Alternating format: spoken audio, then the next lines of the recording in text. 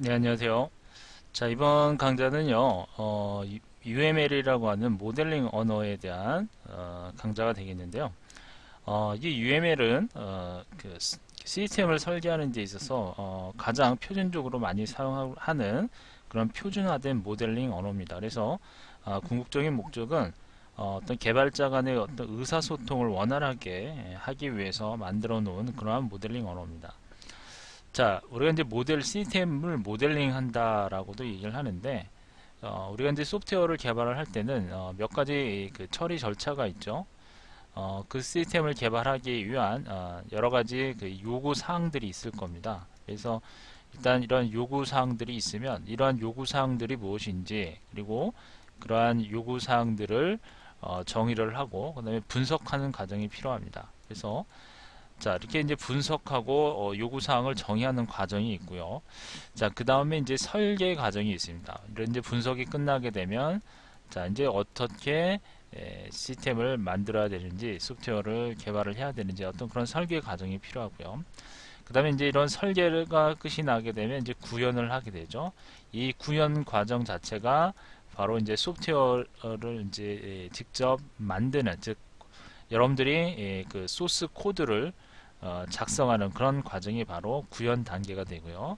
이런 구현 단계가 끝나게 되면 이제 직접 실행을 하게 됩니다. 자, 이제 실행 단계에서는 여러 가지 이제 테스트를 하기도 하고요. 그리고 이제 그 이제 여러 가지 이제 사용을 통해서 사용자들에게 교육도 시키고 사용 방법 등 같은 것들은 매뉴얼들을 만들게 되고요. 그 다음에 이제 이런 과정이 끝나게 되면 이제 유지 보수하는 과정이 거치게 되죠. 그래서 이렇게 이제 우리가 소프트웨어를 만들 때는 이와 같은 과정을 거치게 됩니다. 자, 그런데 이러한 UML이라고 하는 랭귀지는 어디서 사용이 되냐면요. 바로 이 구현 이전 단계, 즉 요구사항 정의라든지 분석, 설계와 같은 이전 단계, 이 이전 단계에서 바로 UML을 사용하게 됩니다. 그래서 우리가 이런 UML을 객체지향 설계 언어라고 합니다. 객체지향 설계 언어. 자, 최근에는 이제 전부 그 객체지향적인 프로그래밍을 하죠. 그래서 이러한 객체지향 설계를 할 때 사용하는 그러한 모델링 그 표준 언어라고 얘기를 합니다. 그래서 여러분들이 이제 이제 개발자로 이제 발을 들여놓는 사람은 뭐 기본적인 소스 그 개발 프로그래밍 언어뿐만이 아니라 이러한 그 설계도를 보고 여러분들이 어떤 프로그래밍을 할 수 있어야 되잖아요. 그래서 이런 설계도를 읽을 수 있어야 되는데 이러한 설계도를 읽기 위해서는 여러분들이 UML이라고 하는 이런 표준 모델링 언어를 기본적으로 는 알고 있어야 될 겁니다. 그리고 실제 이제 개발을 하시다 보면 뭐 최근에 이제 응용 프로그래밍 언어 대표적인 응용 프로그래밍 언어 하면 자바 그리고 C++과 같은 이러한 그 기본적인 객체지향 언어들을 이제 많이 사용을 하죠. 그러다 보면 이러한 UML로 작성된 그러한 여러 가지 다이어그램들을 많이 보게 될 겁니다. 그렇게 되면 그러한 다이어그램들을 보고 어떠한 요구사항들인지 또는 어떻게 설계가 되었는지를 여러분들이 좀 읽을 수는 있어야 될 겁니다. 그래서 이렇게 UML이라고 하는 기본적인 그 모델링 언어에 대한 기본 개념은 여러분들이 꼭 알고 계셔야지만 개발자로서 어떤 기본적인 그런 능력을 습득을 하게 되는 거죠. 자, 그럼 이런 UML에 대한 어떤 기본적인 개요부터 해서 이번 강좌를 좀 시작을 하도록 할 거고요. 그리고 이 UML 라고 하는 그런 표준 모델링 언어를 개발하기 위한 여러 가지 도구들이 있습니다. 그런 도구들에 대해서 그 대표적인 도구가 스타 UML이라고 하는 스타 UML이라고 하는 도구가 있죠. 이 스타 UML 도구는 이제 무료입니다. 그래서 무료이기 때문에 이 도구에 대한 사용법 등 그리고 또 우리가 또 이제 자바 같은 경우에는 자바에서 또 많이 플러그인으로 사용하고 있는 어, 그 UML 도구가 있습니다. 이클립스 UML 플러그인 도구가 있는데 그러한 UML 도구들에 대해서도 좀 살펴보도록 하겠습니다. 자, 어쨌든 그런 이 UML을 사용하기 위한 기본적인 개념부터 시작을 해서 어떻게 UML이 구성이 되고 있는지 그런 구성 요소 등등에 대해서 우리가 실제 예를 가지고도 구체적으로 알아보는 그런 강좌가 되겠습니다. 자, 그러면 UML의 개요부터 좀 보도록 할게요. 이 UML이라고 하는 것은 통합 모델링 언어라고도 앞에 설명드렸습니다. 즉 모델링이라고 하는 것은 자, 제가 그 기본적인 시스템 개발 주기, 즉 요구 사항, 설계, 구현, 그 다음에 실행 유지 보수와 같은 이러한 그 소프트웨어 어떤 개발 단계가 있는데 여러분들이 그 실제 코드를 작성하기 이전, 즉 구현 이전, 구현 이전 상태, 구현 이전의 과정, 즉 요구사항을 분석을 하거나 어떤 설계하는 과정, 이 설계하는 분석과 설계하는 과정, 이러한 과정을 모두 모델링이라고 얘기를 하는데 이때 사용하는 언어가 바로 UML이다 라는 거죠. 그래서 통합 모델링 언어에는 여러 가지 것들이 있습니다만 가장 그 표준화되고 지금 우수한 모델링 언어로 지금 우리가 알고 있는 언어가 바로 UML입니다. 그래서 실제 실전에서도 이 UML을 이용해서 많은 객체 지향 설계를 하고 있고 그렇게 이루어져 있습니다. 만들어져 있다라는 거죠. UML은 이렇게 이제 통합 모델링 언어다. Unified Modeling Language라고 그러죠. 그래서 UML은 이렇게 이제 1994년에 소프트웨어 방법론의 선구자라고 할 수 있는 그레디 부치와 그 다음에 제임스 럼바, 그 다음에 야콥슨에 의해서 연구가 되어졌다고 하고요. 그리고 97년에 이제 이 객체 관리 그룹이라고 할 수 있는 OMG, 오브젝트 매니지먼트 그룹에서 여러 표기법을 통합을 해서 UML을 발표를 하게 됩니다. 자, 그리고 이런 UML은 객체 지향 시스템 개발 분야에서 가장 우수한 그런 모델링 언어로 널리 알려져 있고요. 실제 많이 사용되고 있는 그러한 모델링 언어입니다. 자, 이러한 UML의 그 특징이 있는데요.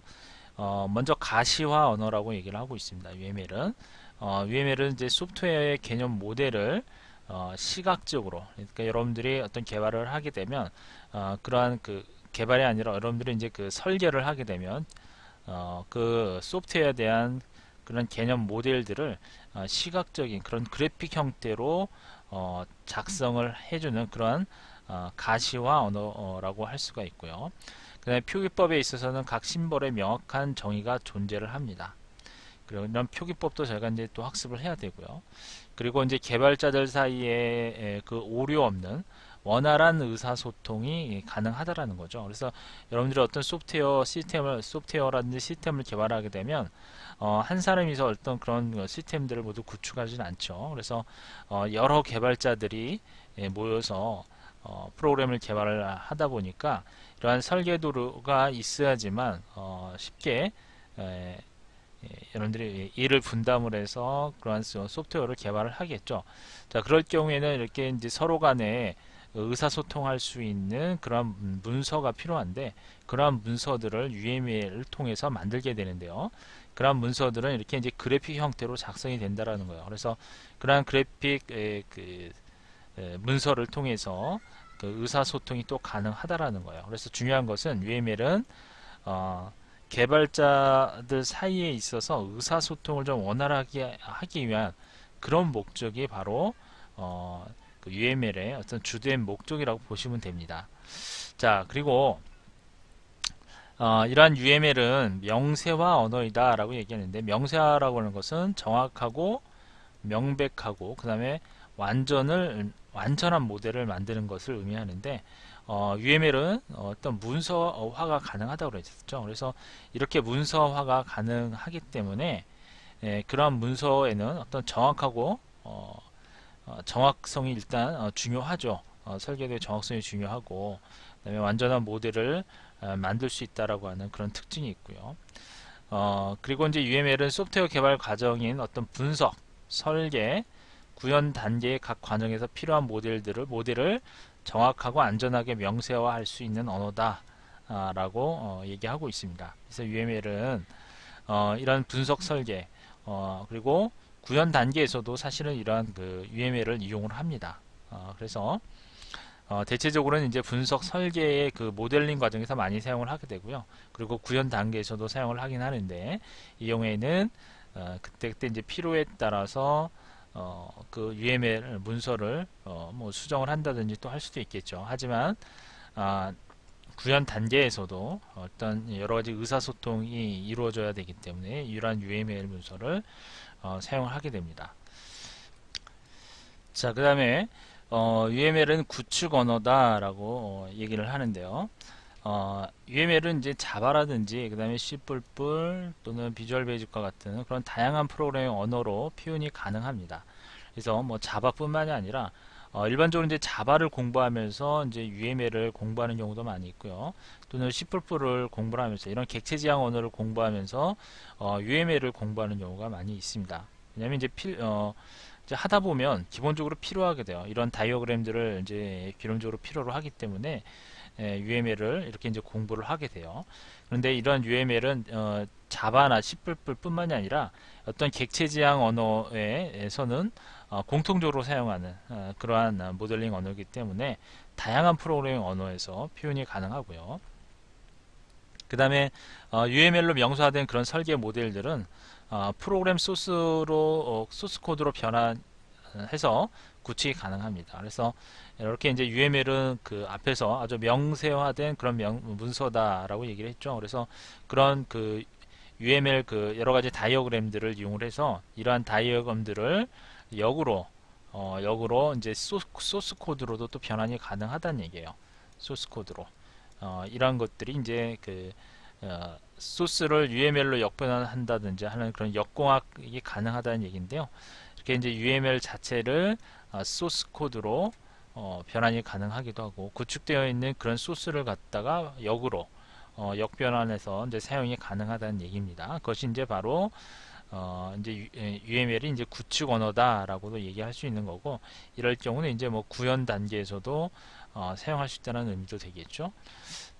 자, 근데 너무 UML을 과도하게 사용하다 보면 UML 문서 자체를 해석하기가 어렵습니다. 그래서 그러한 점들도 좀 생각을 하셔야 될 거예요. 그래서 개발자들이라면 어느 정도 그 UML 문서를 해석할 수 있는 정도만 되면 충분히 개발하는데 지장은 없을 겁니다. 그래서 너무 과도하게 이런 UML을 사용하다 보면 오히려 역효과가 날 수도 있다라는 그런 견해들도 많이 있습니다. 자, 그 다음에 UML은 문서화 언어이다. 그렇죠?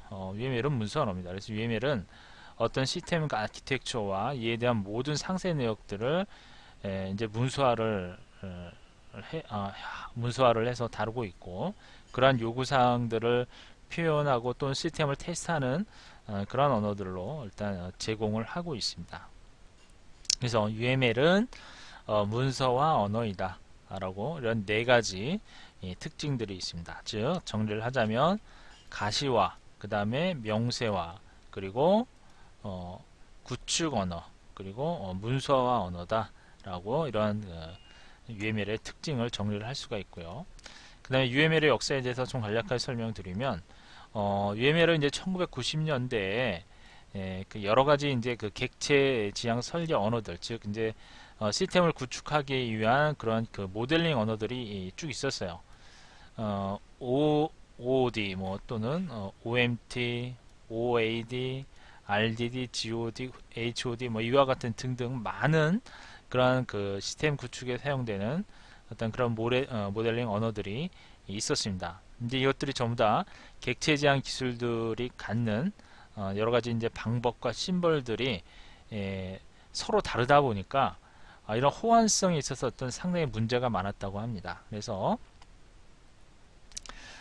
이제 이러한 그 호환성의 차이가 있기 때문에 UML은 이러한 것들을 좀 해결하기 위한 이런 호환성이 안 되는 그런 문제점들을 해결하기 위해서 나오는 그런 표준화된 언어다라고 보시면 됩니다. 그래서 UML은 많은 객체 지향 방법론들 때문에 발생하는 그런 문제점들을 인식을 하고 이에 대한 해결책으로 만들어진 게 바로 통합된 객체 지향 모델링 언어라고 라는 거죠. 그래서 이러한 그 배경하에 UML이 탄생을 하게 됩니다. 자, UML은 이렇게 그 이제 1990년대에 이렇게 이제 그러한 그 객체 지향에 관련된 이런 그 표현 기법이라든지 방법론들이 존재를 했지만 이러한 것들의 어떤 그 호환성의 문제로 인해서 이제 그 표준화된 그러한 그 모델링 언어의 필요성을 느끼게 되는 거죠. 그래서 95년도에 뭐 부치 방법론, 럼바 해서 이런 방법론 통합에 의해서 뭐 이런 그 과정이 있었고요. 그 다음에 96년도에 이제 그 야콥슨에 의해서 이런 UML 0.9 버전이 이제 정의가 되었다고 하고요. 그 다음에 97년 1.0이 발표되고 그 다음에 OMG 이제 OMG에서 이제 그 오브젝트 매니지먼트 그룹이죠. 그래서 이 오브젝트 매니지먼트 그룹의 이제 표준으로 인증을 거치게 됩니다. 자, 그래서 이제 이렇게 99년, 2001년, 2003년 거치게 되면서 2003년에 이제 UML 2.0이 나오게 됩니다. 지금 현재 이 2.0이 이제 거의 많이 사용되는 그러한 모델링 언어입니다. 그래서 지금 뭐 2.1에서 뭐 2.5 이렇게 이제 개발이 되고 나오고 있는데 거의 이 2.0을 기반으로 해서 이제 조금씩 추가가 된 거죠. 그래서 여러분들은 이런 2점 버전대를 가지고 이제 앞으로 이런 모델링 언어를 이제 사용을 하게 될 겁니다. 자, 그래서 2003년도에 개발이 돼서 이제 꾸준하게 아주 많이 사용이 되고 있고요. 자, 이런 UML의 용도는 뭐 모델링을 할 때, 즉 이제 설계도를 만드는 것처럼 그런 모델 과정이 필요할 때 만드는 그러한 언어죠. 따라서 시스템을 만들기 전에 모델을 만드는 것, 그렇죠? 이제 모델을 만들 때 사용을 한다는 얘기예요. 그래서 여러분들이 건물을 짓기 위해서는 그 설계도가 필요하죠. 이렇게 이제 그 설계도, 시스템 설계도와 같은 역할을 하는 것이 바로 UML이다. 이렇게 생각을 하시면 되고요.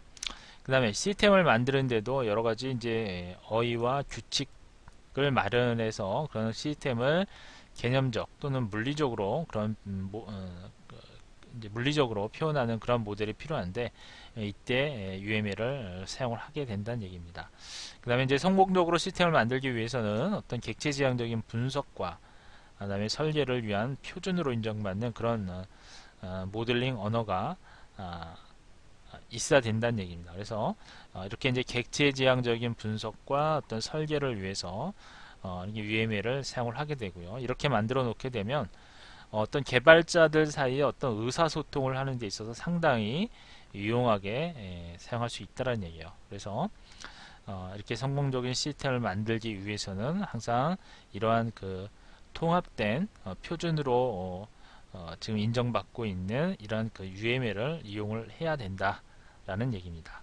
그래서 어쨌든 설계도와 같은 어떤 하나의 시스템을 일단 만들기 전에 어떤 그런 그 시스템 설계도와 같은 역할을 할 때 그 설계도를 만들 때 사용하는 그런 대표적인 그런 모델링 언어다라고 생각하시면 되겠습니다. 자, 그러면 이제 객체 지향 모델링에 대해서 여러분들은 좀 기본적인 개념을 잡으셔야 돼요. 자, 이 객체 지향 모델링, 즉 객체 지향에 대한 기본적인 개념을 여러분들이 아셔야지만 객체 지향 그에 관련된 어떤 그런 설계가 가능하다는 얘기죠. 그래서 여러분들이 이 뭐 UML에 대한 뭐 기본적인 구성 요소들에 대해서 여기서 학습을 한다고 하실 때 이런 객체 지향에 대한 개념이 없다면 여러분들이 아무리 공부를 하신다 하더라도 쉽게 여러분들이 이해가 되지 않을 거예요. 그래서 이 객체 지향에 대한 개념 그리고 여러 가지 용어들에 대해서는 여러분들이 꼭 필수적으로 체크를 하고 그리고 공부를 하셔야 될 거예요. 자, 그래서 이제 객체 지향 개념에 대한 기본적인 요소들 그리고 여러 가지 이제 용어들이 나오게 되는데 그런 용어들에 대해서 먼저 좀 설명을 드리고 그리고 이어서 이제 그 UML에서 사용하는 UML에서는 여러 가지 다이어그램들 그리고 그런 구성 요소들 그리고 여러 가지 메커니즘들에 대해서는 뒤에서 좀 설명을 드리도록 할게요. 먼저 객체 지향 개념부터 좀 설명을 드리도록 하겠습니다. 자, 객체 지향 개념이라고 하는 것은 이제 뭐 절차 지향적이라고 하는 개념, 즉 우리가 1970년대 1970년대의 어떤 소프트웨어 개발 그 기본 개념 자체가 이 객체 지향 개념과 대비가 되는 절차 지향적인 그런 개념으로 소프트웨어를 개발을 했습니다. 그래서 1970년대를 기준으로 해서 좀 설명을 드리자면, 자, 1970년대 이전의 그 소프트웨어 개발 방식으로는 어떤 체계적인 계획이나 설계가 없이 그냥 프로그램을 필요할 때마다 하나씩 개발을 했다는 얘기예요. 그래서 하나씩 개발을 해서 최종 시스템에 하나씩 맞춰 나가는 그런 방식으로 진행을 했습니다. 이러다 보니까 여러 가지 이제 문제점이 많이 대두되게 됩니다. 상당히 이제 프로그램 하는 것 자체가 어렵고 이제 복잡해지죠. 자, 그런데 1970년대에서는 이제 이렇게 무작정 그냥 프로그램을 개발하는 것이 아니라 프로그램을 좀 여러 개의 작은 부분으로 쪼개서 개발하는 어떤 그런 구조적 개발 방법을 많이 사용하게 됩니다. 그런데 이런 구조적 개발 방법이라고 하는 것은, 자, 소프트웨어를 단위 모듈로 분할합니다. 즉 모듈별로 분할을 해요. 그리고 전체 프로그램의 구조를 세부적으로 쪼갠 다음에 각 부분을 갖다가 구현을 하고 다시 통합을 하는 어떤 그러한 방법이었습니다. 그래서 70년대는 이렇게 뭐 70년대 이전에는 무작정 프로그램을 개발을 해놓고 필요할 때마다 이제 끼워넣기 식으로 하나씩 개발해서 끼워넣기 식으로 해서 부분적으로 개발하는 방식이었다면, 1970년대는 이러한 커다란 어떤 그 프로그램 덩치 큰 프로그램 자체를 아예 그냥 이렇게 모듈로 나눠서 이제 부분적으로 이거를 개발을 했다는 얘기예요. 모듈별로 단위로 나눠서 부분적으로 개발을 한 다음에 이런 것들을 다시 이제 통합을 해서 이제 완성해 나가는 형태가 바로 구조적 개발 방법이었습니다. 그리고 이러한 프로그램의 논리와 데이터를 분리를 해서 이제 소프트웨어를 설계하기 때문에 생명 주기 각 단계별로 이제 자연스럽게 연결되기가 당연히 어렵겠죠. 이러다 보니까 여러 가지 문제점들이 야기가 됩니다. 그래서 유지 보수에 대한 비용 문제, 이런 것들이 상당히 많이 발생을 하게 되죠. 따라서 이러한 문제점들을 해결하기 위해서 나온 게 바로 객체 지향 개념입니다. 자, 그럼 이런 객체 지향 개념은 구조적 방법의 어떤 문제점, 구조적 개발 방법의 어떤 문제점을 극복을 하고 인간이 생각하는 대로 프로그램을 개발하는 그러한 노력으로 탄생이 됐다 보시면 되겠고요. 현실 세계에 존재하는 실체, 개념들을 객체라고 하는 그런 독립된 단위로 구성을 하고, 이러한 객체들이 메시지를 통해서 이제 상호작용을 하면서 시스템이 운영되는 그런 개념입니다. 그래서 구조적 개발 방법보다는 사실상 훨씬 더 그러한 개발 방법 자체가 좀 간편해졌다고 보시면 됩니다. 그래서 유지보수에 대한 비용 문제 부분도 상당히 이제 줄어들 수가 있고요. 그리고 여러 가지 면에서 70년대에 사용했던 어떤 그런 구조적 개발 방법보다는 여러 가지 문제점들을 해결하는 어떤 그러한 개념의 프로그램 방법이다라고 보시면 되겠습니다. 객체 지향이라고 했으니까 이것은 객체 위주의 객체 지향 또는 객체 위주, 그렇죠? 객체가 주가 돼서 프로그래밍을 한다는 얘기예요. 객체를 위주로 해서. 그래서 이제 여러분들이 이런 객체에 대한 기본적인 개념을 또 알고 계셔야 될 겁니다. 자, 그러면 객체 지향 프로그램에 있어서 알고 있어야 될 기본적인 용어들, 즉 객체, 그리고 클래스, 뭐 추상 클래스라든지 또 인터페이스, 이러한 그 개념들을 또 알고 있어야 되겠죠. 자, 그러면 객체라고 하는 것은 우리가 살아가는 세계에 존재하거나 생각할 수 있는 모든 것을 얘기합니다. 그래서 객체라고 하는 것은 우주의 만물, 이런 우주의 모든 것들을 다 표현할 수 있는 것이 객체입니다. 여러분들이 생각하고 있는 어떤 추상적인 개념도 모두 객체가 될 수가 있고요. 그리고 눈에 보이는 건 모두 다 물질, 눈에 보이는 물체, 물질, 그 다음에 여러분들이 생각할 수 있는 뭐 생각, 또는 윤리, 이런 건 다 추상적인 것들이죠. 그 다음에 이념, 이런 것들도 전부 다 객체가 될 수 있습니다. 그래서 객체라고 하는 것을 쉽게 여러분들이 생각하실 때 우주에 있는 모든 만물의 것들을 갖다 전부 다 객체라고 보시면 됩니다. 자, 그래서 이러한 객체는 이제 현실 세계에 존재하는 개념들 중에 소프트웨어 개발 대상이 되는 것들은 모두 객체라고 할 수 있다라고 얘기했는데, 사실 소프트웨어로 개발할 수 있는 것들은 상당히 많죠. 우주에 지금 현 세계에 있는, 세상에 있는 모든 것들을 다 객체화해서 만들 수가 있습니다. 사실은요. 그렇죠? 그래서 그러한 것들은 전부 다 객체가 됩니다. 그리고 클래스. 클래스는 이제 이러한 객체를 생성할 수 있는 구조와 정보를 가지고 있는 틀이다라고 이렇게 얘기를 하고 있는데, 객체를 생성하기 위한 일종의 이제 설계도와 같다라고 보시면 됩니다. 자, 그런데 이제 보통 붕어빵에 비교를 해서 많이 얘기를 하는데요. 자, 붕어빵 기계, 즉 붕어빵을 굽는 기계가 있죠. 그럼 붕어빵을 굽는 기계를 클래스라고 한다면 이 기계에서 나오는 붕어빵은 이제 객체가 된다라고 하는 그런 의미인데, 여러분들이 일단 붕어빵 만드는 이러한 그 기계가 있다고 가정을 하겠습니다. 그러면 이 붕어빵을 굽기 위해서 이런 틀이 있죠. 틀이 있고, 그 다음에 이러한 틀을 우리는 이제 클래스라고 가정을 한다면, 이러한 틀에다가 뭐 여러 가지 이제 밀가루도 넣고, 그 다음에 팥도 넣고 해서 일정 시간이 지나도록 이제 불을 떼면 붕어빵이 익혀서 나오게 되죠. 그렇죠? 붕어빵들이 이제 나오게 됩니다. 그러면 이때 이 틀은 붕어빵을 만들기 위한 틀이라는 얘기죠. 그럼 붕어빵을 만들기 위한 설계도와 같은 겁니다. 그러면 이러한 설계도에 의해서 하나의 붕어빵이 실제 존재를 하게 되죠. 실제 존재를 하게 되죠. 그러면 이런 그 붕어빵 자체를 우리는 객체라고 얘기를 하고, 이런 객체를 만들어내는 틀을 클래스라고 보시면 됩니다. 그래서 이러한 그 클래스에 의해서 수많은 객체들이 나오게 되죠. 그렇죠? 그래서 클래스와 그 다음에 객체의 의미는 이런 식으로 어떤 붕어빵이 나오게 되는 어떤 그런 과정을 생각하시면 됩니다. 그래서 클래스라는 것은 개념적인 의미이기도 하면서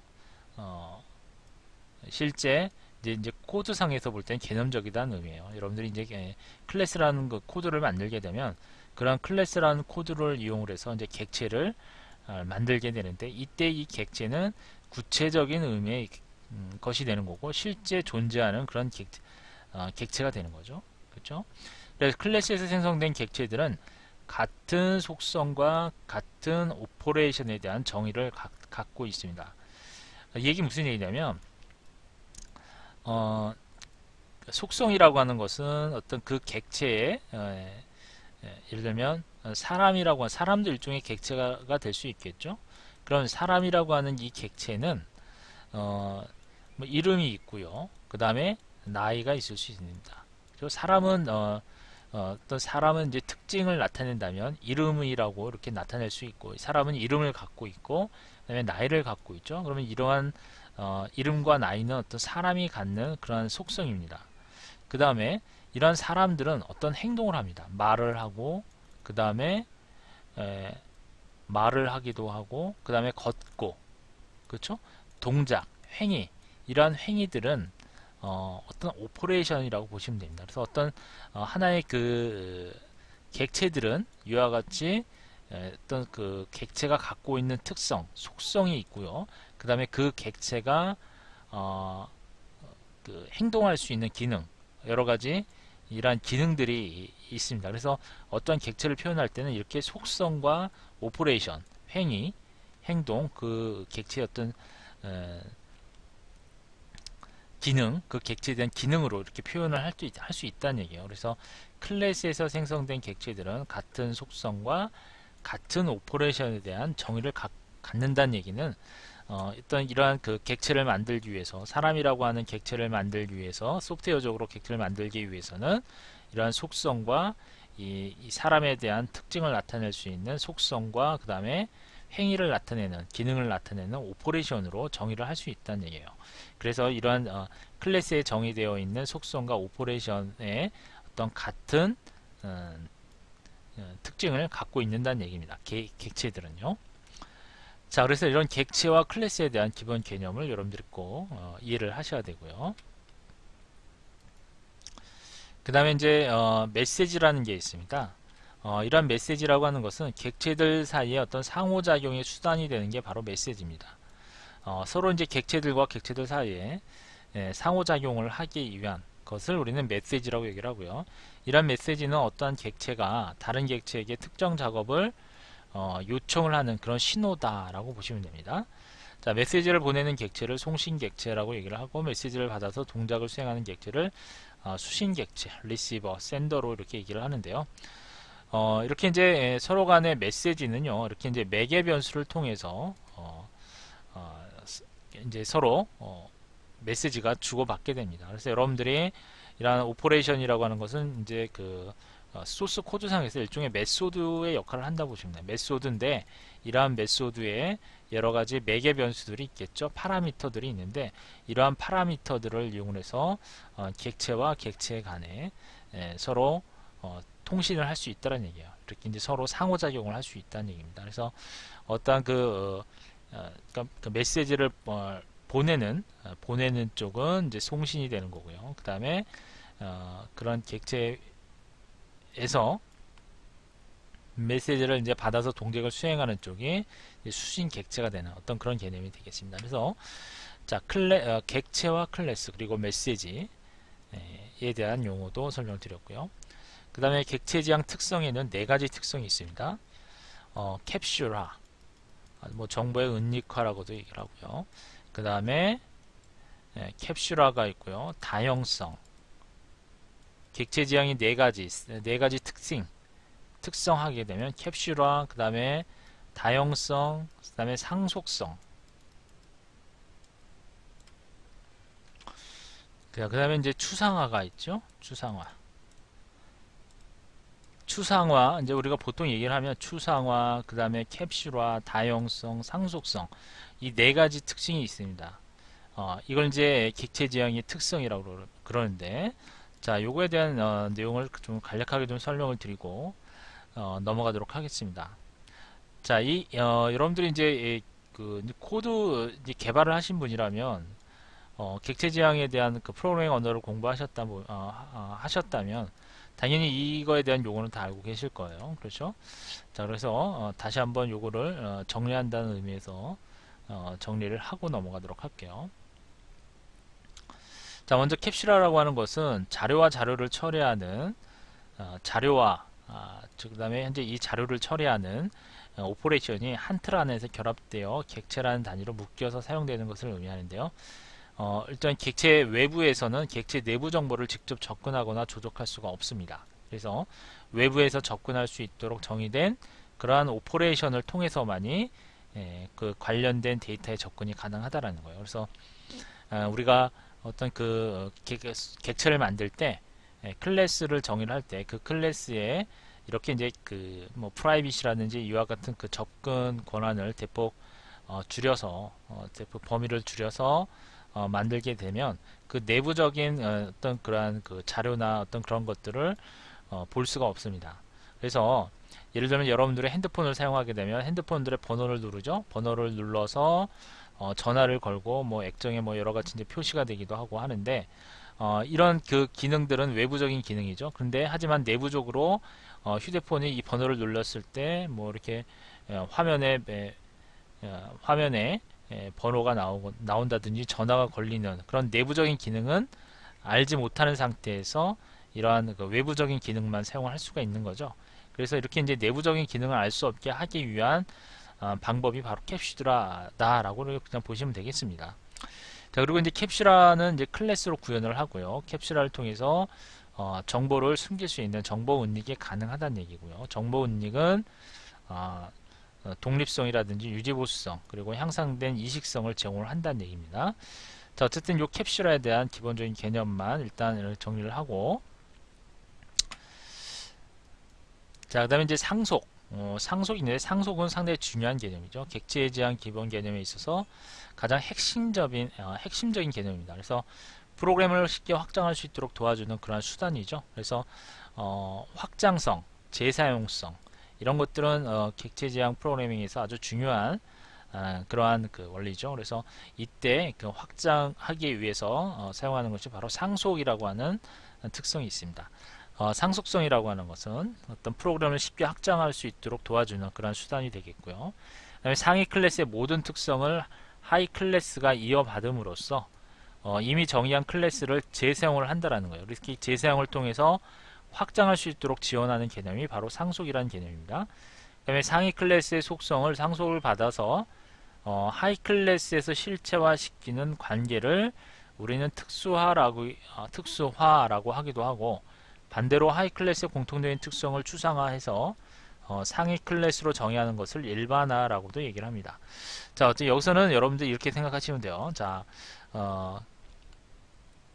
프로그램을 쉽게 확장하기 위해서 사용하는 그런 특징 중에 하나가 바로 상속이다 라고 생각을 하시고, 상위 클래스와 하위 클래스가 서로 이렇게 이러한 그 상속성을 이용해서 재사용을 한다 라는 정도로만 여러분들이 이 개념을 이해를 하시면 되겠습니다.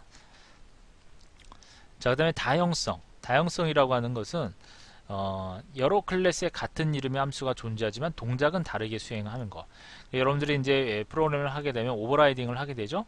오버라이딩 같은 경우에는 기존의 메소드명은 같은데, 즉 메소드명이라든지 함수명은 같은데 동작은 이제 약간의 차이가 있는 것이 바로 오버라이딩을 했을 때 어떤 그런 결과죠. 그래서 같은 이름 하에 같은 이름의 함수, 같은 이름의 메소드가 존재하지만 동작은 서로 다르게 수행되는 것을 우리는 다형성이다 라고 보시면 됩니다. 그래서 객체지향 언어에서의 메소드 오버라이딩 방식으로 구현을 하고 있고요.